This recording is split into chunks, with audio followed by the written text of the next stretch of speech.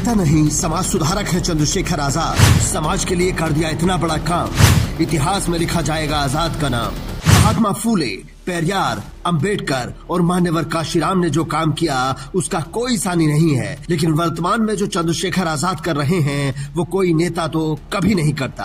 हाँ, समाज सुधारक और चिंतक जरूर करते हैं। आज इस बात को लिख कर रख लीजिए, अगर चंद्रशेखर आजाद ऐसे ही काम करते रहे तो उनके जाने के बाद आप उन्हें वैसे ही याद करोगे जैसे आज बाबा साहेब और काशीराम साहब को याद करते हो।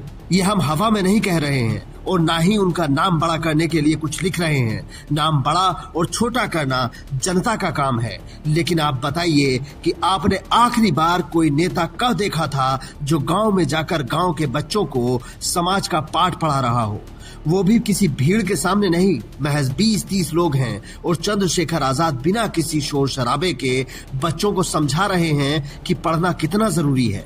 वो बाबा साहेब का उदाहरण देकर समझा रहे हैं, बता रहे हैं कि अगर नहीं पढ़ोगे तो क्या होगा। तो बाबा साहब ने पत्र लिखा माँ रमा को, और उस पत्र में उन्होंने लिखा कि रमा, जितने पैसे मेरे पास थे उनसे मैं पढ़ाई की फीस मैंने जमा कर दिया। मेरे पास इतने पैसे नहीं है कि मैं भरपेट भोजन भी कर सकूं,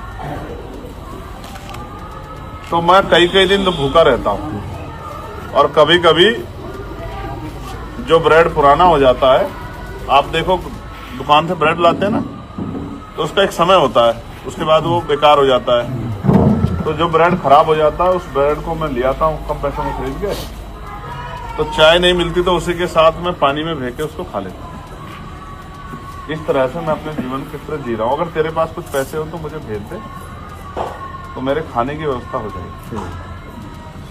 जब बाबा साहब ये बात लिख रहे थे तो माँ यहाँ क्या कर रही थी, रमा यहाँ क्या कर रही थी। रमा माँ गोबर के उपले बना बना के, कचरा बिन बिन के अपने बच्चों को खाने की व्यवस्था कर रही थी, इनके लिए इलाज की व्यवस्था कर रही थी। तो माँ रमा ने वो सारे पैसे जो 38 रुपए करीब जोड़े थे मेहनत करके, वो बाबा साहब को मनी ऑर्डर से भेज दिए, क्योंकि बाबा साहब की पढ़ाई में कमी ना आए।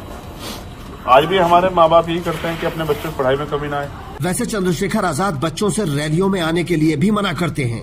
वो कहते हैं आप पढ़ाई करो। अगर कोई और नेता ऐसा बोलने की हिम्मत रखता हो तो बताओ। वो तो भीड़ बढ़ाने के लिए स्कूल कॉलेज से जबरदस्ती बच्चों को बुलवा लेते हैं, लेकिन चंद्रशेखर आजाद अपने समाज के बच्चों को पढ़ने के लिए प्रेरित कर रहे हैं और साथ ही आने वाली जिंदगी के लिए भी तैयार कर रहे हैं। वो बता रहे हैं कि दहेज लेना कितना बुरा है। वो बता रहे हैं कि मृत्यु भोज छोड़ दो।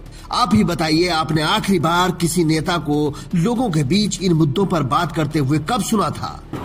आज हमारे लोग 13वीं में, जन्मदिन पे और तमाम तरह के आयोजन पे कई सौ की संख्या में इकट्ठा होते हैं। जो सशक्त किसी ने करीब 10 मिनट का चंद्रशेखर आजाद का ये वीडियो रिकॉर्ड कर लिया, जिसे आप हमारे YouTube चैनल पर जाकर पूरा भी देख सकते हैं। लेकिन यहाँ हम आपको उनकी वो साइड दिखा रहे हैं जो कोई और आपको नहीं दिखाएगा और ना ही बताएगा।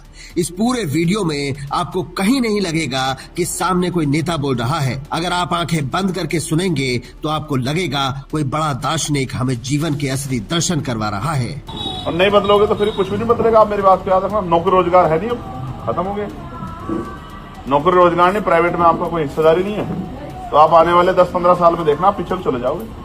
जैसे एक पेड़ हरा होता है, बहुत मजबूत हो जाता है, छांव देता है, फूल देता है, फल देता है, लकड़ी देता है, फिर वो सूख जाता है। तो जो समझदार समाज होता है वो दूसरा पेड़ लगा लेता है जब देखता है भाई ये पेड़ खराब हो रहा है, भाई इसमें वो लगी है, दीमक लगी है, इसमें ये उम्र होती है हर चीज की।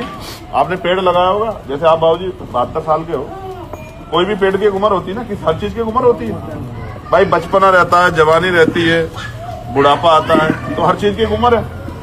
तो जो पेड़ आज लगाया वो सूखेगा ही 20-30 साल में, 40 साल में सूख जाए, 50 में। कुछ ऐसे होते हैं जो फल नहीं देते, ज्यादा लंबे समय तक रहते हैं। जैसे पीपल है, कोई फल नहीं देता उस तरह का, तो लंबे समय रहता है।